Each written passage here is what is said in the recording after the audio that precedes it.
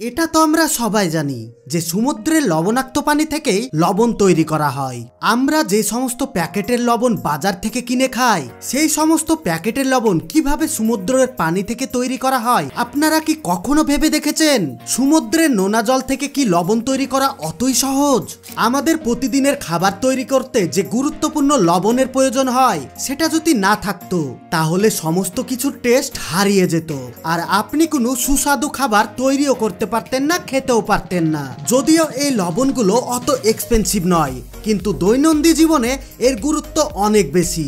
আপনারা হয়তো মার্কেট থেকে লবণ কিনে ইচ্ছামতো যে কোনো খাবার তৈরি করে খাচ্ছেন, কিন্তু আপনারা কি কখনো একবারের জন্য চিন্তা করে দেখেছেন সমুদ্রের পানি থেকে যে লবণ তৈরি করা হয় আসলে এই লবণ সমুদ্রের নোনা জল থেকে ফ্যাক্টরিতে কিভাবে প্রসেস করা হয়? আপনারা কি জানেন এর পেছনের আসল রহস্য? যদি না জেনে থাকেন তাহলে আর কোনো চিন্তাই করবেন না। আজকের ভিডিওতে সমস্ত ইনফরমেশন আপনাদেরকে স্টেপ বাই স্টেপ দেওয়া হবে। তার সাথে সাথে এটাও জানানো হবে বড় বড় ফ্যাক্টরিতে কিভাবে পনির তৈরি করা হয়। বন্ধুরা, আজকের ভিডিও অনেক ইন্টারেস্টিং হতে চলেছে, এই জন্য ভিডিওতে এক্ষুনি একটা লাইক দিয়ে ভিডিওটি ফ্যামিলি এবং বন্ধুদের সঙ্গে শেয়ার করে দিন। তো বেশি দেরি না করে চলুন মেন টপিকে যাওয়া যাক। এটা তো আমরা সবাই জানি যে সমুদ্রের পানি থেকেই লবণ তৈরি করা হয়, কারণ সমুদ্রের পানি লবণাক্ত আর সমুদ্রের পানিতেই এই লবণ পাওয়া যায়। কিন্তু বন্ধুরা, সমস্ত লবণ যে সমুদ্র থেকে পাওয়া যায় এমনটা নয়। এই লবণ তৈরি করার জন্য সর্বপ্রথমে সমুদ্র থেকে ট্রাকে ভর্তি করে সমুদ্রের জল নিয়ে আসা হয়। তারপর ফাঁকা জমির ওপরে এইভাবে পার্টিশন করে সেই লবণাক্ত জল স্টোর করে রাখা হয়। এবার হয়তো আপনাদের মনে প্রশ্ন আসতে পারে, সমুদ্রের নোনা জল থেকে যদি লবণ তৈরি করা হয় তাহলে সেগুলো সমুদ্রের কিনারায় কেন করা হয় না? তো বন্ধুরা, আপনারা হয়তো অনেকেই জানেন সমুদ্রের মধ্যে কিছু অন্তর জোয়ার ভাটার কারণে সমুদ্রের কিনারার ওপরে জল উঠে চলে আসে, যার কারণে শ্রমিকদের গোটা মাসের মেহনত বরবাদ হয়ে যায়, যার কারণে তারা এই কাজটি কিছুটা দূরে গিয়ে করে থাকে।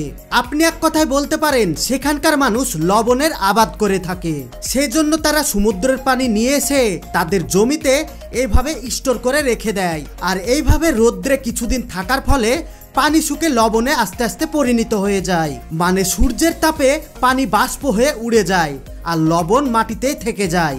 এই প্রসেস কিন্তু এমনি এমনিতেই হয় না, এর জন্য অনেক পরিশ্রম করতে হয়। সমুদ্রের পানি যখন এখানে আস্তে আস্তে শুকে যায় তখন শ্রমিকদেরকে এইভাবে উলুট পালুট করে দিতে হয়। এই কাজ এত সূক্ষ্মভাবে করতে হয় আপনি চোখে না দেখলে বুঝতে পারবেন না, আর এইভাবেই র লবণ তৈরি হয়ে যায়। এবার হয়তো আপনি মনে মনে কোশ্চেন করতে পারেন বর্ষার সময় কিভাবে লবণ তৈরি করে, কারণ লবণ তৈরি করার জন্য মোটামুটি এইভাবে 10 থেকে 15 দিন রোদের মধ্যে ফেলে রাখতে হবে, তাহলে বর্ষার সময় কিভাবে লবণ তৈরি হবে? আর সেই কথাকে মাথায় রেখে কিছু কোম্পানি আর্টিফিশিয়ালি মেশিন তৈরি করেছে। এই আর্টিফিশিয়ালি মেশিনের মধ্যে শুধুমাত্র লবণাক্ত পানি নিয়ে এসে ঢেলে ফেলা হয় আর এই মেশিন নিজে থেকে লবণ তৈরি করে দেয়। এই চেম্বারে সমুদ্রের পানি শুধুমাত্র ঢেলে দিতে হয় আর ভ্যাকুয়াম মেশিন সমস্ত জলকে বাষ্পরূপে উড়িয়ে দেয় আর একদিকে লবণ কালেক্ট হয়ে যায়। তার সাথে সাথে নর্মাল হিট দিয়ে একটি বাষ্প তৈরি করা হয়, যার ফলে এই লবণ একদম ঝরঝরে হয়ে যায়। আপনারা অনেক সময় বাড়িতে দেখবেন যখন আপনারা হাঁড়িতে বা কোনো পাত্রে পানি গরম করেন তখন সেই পানি ঠান্ডা করলে পানির নিচে একটা আবরণ হয়ে সাদা কালারের কিছু জমে যায়, আর ওই জিনিসটা যদি আপনি মুখে দিয়ে টেস্ট করে দেখেন তাহলে লবণের স্বাদ পাবেন।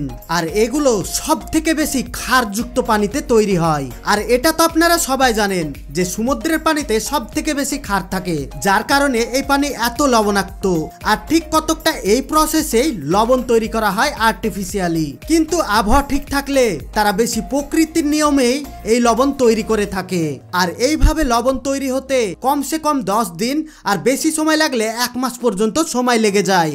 আর এই লবণ তৈরি করতে কতকটা ওয়েদারের উপর ডিপেন্ড করে থাকে। এবার যাওয়া যাক মেন আগের প্রসেসে। তারপর যখন সমুদ্রের পানি এইভাবে বাষ্প হয়ে আস্তে আস্তে উড়ে যায় তো তখন শুধুমাত্র সেখানে পড়ে থাকে র লবণ। এটা কিন্তু শুদ্ধ লবণ না, এটা কিন্তু এখনো খাওয়া হবে না। এবার এই সমস্ত লবণ ঘরে একটা জায়গায় কালেক্ট করে রেখে দেওয়া হয়, কারণ সেখান থেকে এগুলোকে ফ্যাক্টরিতে পিউরিফাই করার জন্য পাঠানো হবে। তাদের চাহিদা অনুযায়ী যখন লবণ কালেক্ট করা হয়ে যায় তখন এই সমস্ত লবণ লরিতে করে নিয়ে চলে যাওয়া হয় ফ্যাক্টরিতে। ফ্যাক্টরিতে নিয়ে আসার পর সর্বপ্রথমে এই লবণগুলোকে একটা বড় গ্ল্যান্ডার মেশিনে পিষে ফেলা হয়, কারণ এই লবণগুলো বড় বড় ক্রিস্টাল আকৃতিতে থাকে, যার কারণে এইগুলোকে ভালোভাবে পিষাই করে নিতে হয়। তারপর কনভার বেল্টের মাধ্যমে এই লবণকে সামনের দিকে পাঠিয়ে দেওয়া হয়, আর এইভাবে হাই স্পিডে পানির স্প্রে করা হয়, যার কারণে লবণে থাকা নোংরা আবর্জনা পরিষ্কার হয়ে যায়। এবার হয়তো আপনি ভাবছেন জল দেওয়ার কারণে লবণ হয়তো গলে যাবে, কিন্তু এটা এমন একটা টেকনোলজিতে তৈরি করা আছে যার কারণে লবণ গলে না, শুধুমাত্র নোংরাটাই পরিষ্কার করা হয়। এই প্রসেস যখন কমপ্লিট হয়ে যায় এবার কিন্তু এই লবণ খাওয়া যেতে পারে, কিন্তু এখনো অনেক প্রসেস বাকি রয়েছে। এবার আবারও এই লবণের ওপর জলের স্প্রে করা হয়, যার ফলে লবণ খুব ভালোভাবে ভিজে যায়। এবার এই ভিজা লবণকে শুকানোর জন্য অন্য একটা প্রক্রিয়া করা হবে। এবার এই সমস্ত লবণ ফ্যাক্টরির আরেকটি অংশে পাঠিয়ে দেওয়া হয়।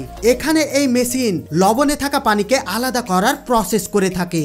এই প্রসেসে লবণে থাকা পানি সম্পূর্ণভাবে আলাদা হয়ে যায়। তারপর সমস্ত লবণ বস্তায় প্যাক করে ফেলা হয়, আর এইভাবেই লবণ তৈরি হয়ে যায়। কিন্তু এর সাথে আরো একটি ইম্পর্টেন্ট প্রসেস করতে হবে, আর এই প্রসেসটা না করলে লবণ কোনো কাজেরই নয় আমাদের শরীরের জন্য।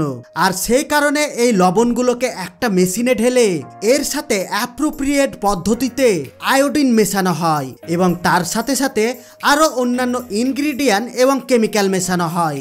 সেটা আবার আলাদা আলাদা লবণ হিসাবে আলাদা আলাদা পরিমাণে 90%-এরও বেশি লবণে এই আয়োডিন মেশানো হয়, কারণ আয়োডিন আমাদের শরীরের জন্য অনেক গুরুত্বপূর্ণ একটি কার্যকর জিনিস।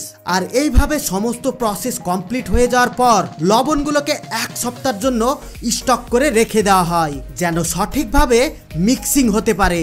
7 দিন পর যখন এর প্রসেস কমপ্লিট হয়ে যায় তখন এগুলোকে প্যাকেজিং এর জন্য পাঠিয়ে দেওয়া হয় প্যাকেজিং সেকশনে। সমস্ত লবণ যখন প্যাকিং করা কমপ্লিট হয়ে যায় তখন একটা আলাদা টেম্পারেচার রুমের মধ্যে রেখে দেওয়া হয়, যেখানে লবণগুলো অনেক দিন ধরে একইভাবে থেকে যাবে। কারণ এটা আমরা ভালো করে জানি যে আবহাওয়ার কারণে লবণ অনেক সময় গলে যায়। এবার হয়তো আপনারা নিশ্চয় বুঝতে পেরেছেন লবণ কিভাবে ফ্যাক্টরিতে তৈরি করা হয়। এই বিষয়ে যদি আরো আপনাদের কিছু জানার থাকে তাহলে অবশ্যই কমেন্ট বক্সে কমেন্ট করবেন, আমি আপনাদেরকে সঙ্গে সঙ্গে উত্তর দেওয়ার চেষ্টা করব। বন্ধুরা, আপনারা এরকম অনেক মানুষ আছেন যারা বাড়িতেই পনির তৈরি করে খান, কিন্তু আপনারা কি কখনো ভেবে দেখেছেন বাজারে যে পনিরগুলো কিনতে পাওয়া যায় প্যাকেটে, সেইগুলো ফ্যাক্টরিতে কিভাবে তৈরি করা হয়? ফ্যাক্টরিতে এই পনির এমন ভাবে তৈরি হয় আপনি দেখলে রীতিরকম অবাক হয়ে যাবেন। যদি আপনি না দেখে থাকেন তাহলে ধৈর্য ধরে ভিডিওটি দেখতে থাকুন, সমস্ত প্রসেস আজ আপনাদেরকে দেখানো হবে। আপনারা অনেকে জানেন পনির দুধ থেকেই তৈরি করা হয়, যার কারণে সর্বপ্রথমে ফ্যাক্টরিতে প্রচুর পরিমাণে দুধ কালেক্ট করে নিয়ে আসা হয়। ফ্যাক্টরিতে এই দুধ নিয়ে আসার পর সর্বপ্রথমে দুধের কোয়ালিটি চেক করা হয়, কারণ এই দুধের মধ্যে ফ্যাট যত বেশি থাকবে পনিরের কোয়ালিটি তত বেশি পাওয়া যাবে। দুধের টেস্ট যখন পাস হয়ে যায় তখন সমস্ত দুধ একটা কন্টেনারে লোড করা হয়। তারপর যখন পনির তৈরি করা হবে তখন এই ট্যাঙ্ক থেকে নির্দিষ্ট পরিমাণে দুধ কালেক্ট করে নেওয়া হবে। এবার এই দুধকে প্রায় 40 ডিগ্রি তাপমাত্রায় গরম করা হয়। এবার এই দুধকে পেস্টারাইজেশন করা হবে, তার জন্য ওই দুধের সঙ্গে মেশানো হয় এজেন্ট। এটা মেশানোর পর দুধকে কিছুক্ষণ ফোটানো হয়। এখন যেটা তৈরি হলো এটা কিন্তু ছানা, আর এইভাবে কিছু ওয়ার্কার এই ছানা থেকে পনির তৈরি করে ফেলে।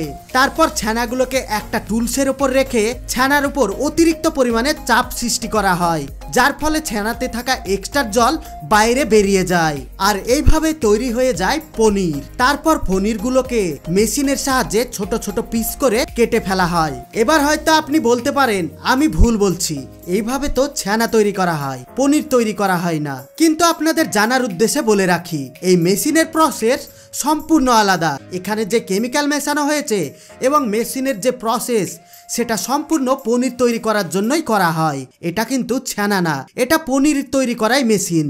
তারপর এই সমস্ত পনিরগুলোকে প্যাকেটে প্যাকিং করে মার্কেটের চাহিদা অনুযায়ী প্রত্যেকটা মার্কেটে পাঠিয়ে দেওয়া হয়। আর বন্ধুরা, সব লাস্টে জরুরি কথা, আমরা যেন এর থেকে আরো সুন্দর সুন্দর ভিডিও বানাতে পারি।